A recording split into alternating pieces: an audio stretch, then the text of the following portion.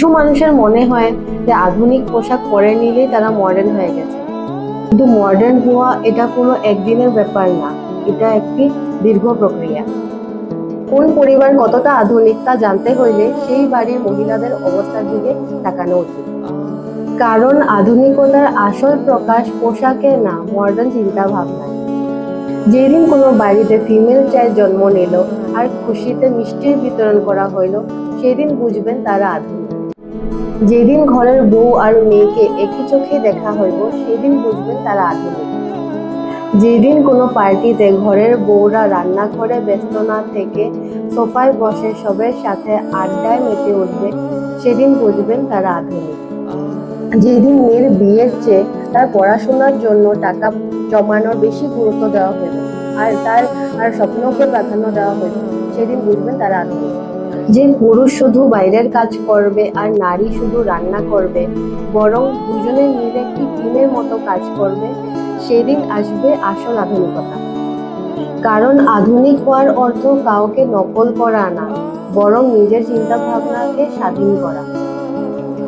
পোশাক আপনার পরিচয়ের একটি অংশ মাত্র, কিন্তু আপনার চিন্তা ভাবনাই আপনার ব্যক্তিত্বের আসল পরিচয়।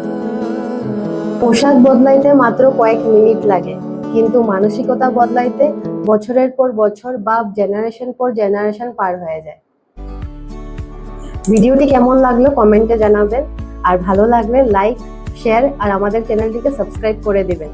জীবনকে ডিকোড করে আবার নতুন ভিডিও নিয়ে আসবো। ধন্যবাদ।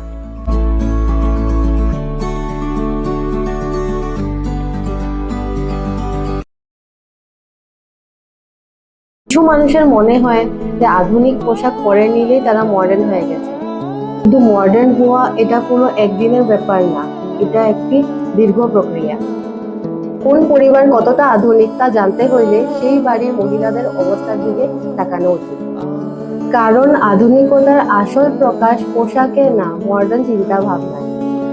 যেদিন কোনো বাড়িতে ফিমেল চাইল্ড জন্ম নিল আর খুশিতে মিষ্টির বিতরণ করা হইল, সেদিন বুঝবেন তারা আধুনিক।